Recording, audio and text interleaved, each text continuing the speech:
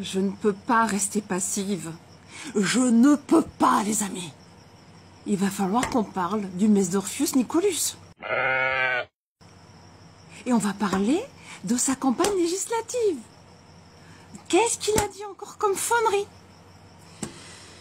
Alors pour cela, avant de commencer, sache que si tu as du temps, ben voilà, reste avec moi. Mais sinon, enregistre, mets quelque part dans tes favoris et puis tu reviendras dessus. Bien comprendre comment travaille un politique, comment travaille un Mesdorfius Nicolus, il faut comprendre le triangle de Karpman. Donc là, regarde en dessous. Regarde-moi ce schéma. D'accord? Là, on appelle ça triangle de Karpman, mais on l'appelle aussi le triangle dramatique. D'accord? Et en fait, c'est une technique de manipulation par la communication où en fait l'orateur, il va utiliser plusieurs rôles. 3 rôles en l'occurrence, le rôle de victime, le rôle de sauveur et le rôle de persécuteur ou de bourreau, comme tu veux. Et donc très vite, très vite, tu vas te rendre compte en regardant sa vidéo qu'il va utiliser justement le rôle de sauveur. Ah, le sauveur. Oui. Parce qu'en fait, qu'est-ce qu'il dit? Il dit, eux, en parlant du CCAT, qui se revendique être le peuple premier, eh bien, avant l'arrivée des colons, ben, il n'y avait rien de construit. Donc quand on est arrivé, on a tout construit. Le CCAT, tout ça, les Kanaks, ils n'ont rien fait. Avant les colons, c'est ça qu'il faut comprendre. Avant les colons, ben, les Kanaks, ils n'ont rien branlé, quoi. Et donc là, en jouant ce rôle de sauveur, qu'est-ce qu'il essaye d'acheter chez son public? Il est en train d'acheter son droit, sa légitimité par rapport à cette notion de vérité salvatrice du colon qui sait mieux que les Kanaks, que le peuple, que les autochtones, ce qui est bon pour eux. Et donc, c'est à la fois le sauveur, mais aussi on pressent un petit arrière-goût d'inquisiteur et de bourreau. Et bien justement, on va y arriver sur le bourreau. Et là, il attaque franc jeu. Franc jeu. Je ne leur donnerai aucune victoire. Je ne leur donnerai aucune victoire. Donc, clairement, il y a un esprit de vengeance. Il y a un esprit de combat personnel. Parce que là, on n'entend pas parler des intérêts du pays, etc. Non, c'est je ne leur laisserai aucune victoire. Donc moi, je te questionne, Nicolas. Hein, dans ce genre de discours qui attaque très fort, où est-ce qu'il est l'apaisement?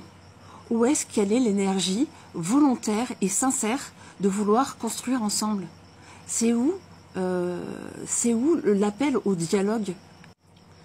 Alors, il faut que je continue sur l'histoire du bourreau, parce que là, il va utiliser des termes hyper puissants qui, normalement, vont faire tilter, je veux dire, les hypnotisés, les lobotomisés des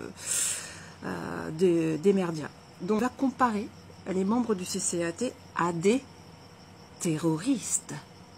Ça y est, là, l'obus est lancé. Et qu'est-ce que ça sous-entend? Ça sous-entend un droit à mettre en place des plans de sécurité, des lois liberticides. Et voilà, ça c'est des choses qu'on entend beaucoup dans le milieu politique pour prétexter l'écrasement des droits fondamentaux. Et le plus rigolo dans tout ça, c'est que tu dis, Nico, que la CCAT s'est préparée depuis des mois et des mois. Hey, mais je pense que ta mémoire est courte. Ta mémoire est courte. Mesmer. Donc Mesmer, ce personnage politique français qui en 1972, alors qu'il était Premier ministre du gouvernement, avait déjà planifié l'écrasement, que dire, l'effacement du peuple kanak par le peuplement massif des Français sur le Caillou. Donc le Nicolus, le Labakésus et compagnie, ce qu'il faut comprendre, c'est que je pense qu'au niveau international, on a bien compris qui étaient les terroristes, qui sont les usurpateurs, les hypocrites dans toute cette histoire. Je pense que votre impopularité est au summum de son apoplexie. C'est pas approprié, mais j'aime bien. Et je poursuis. Je poursuis parce que là, nous arrivons dans la partie émotionnelle. C'est difficile. Je sais que ce choix que j'ai pris, il est difficile et il faut accepter les menaces. Il faut prendre des risques. Il faut accepter les dangers. Donc là, on est carrément dans un discours, vous l'aurez compris, de victime. Le pauvre combattant, hein, face au terrorisme, même au fascisme, c'est le terme qu'il va utiliser plus loin. Donc on est vraiment dans quelqu'un qui est tout seul, quoi, qui est tout seul face à la grande bête du terrorisme en Nouvelle-Calédonie, et sa famille en pâtit, et c'est difficile pour lui. Bon, après avoir jeté la faute à l'UC concernant le fait qu'ils étaient obligés finalement de mettre en place cette loi concernant le dégel, hein, c'est pas de sa faute à lui. Bon, après avoir rejeté la faute sur l'UC, comme quoi c'est de la faute à l'UC, c'est de la faute à l'UC. Mais moi j'ai vraiment l'impression d'être dans une cour de récré, quoi.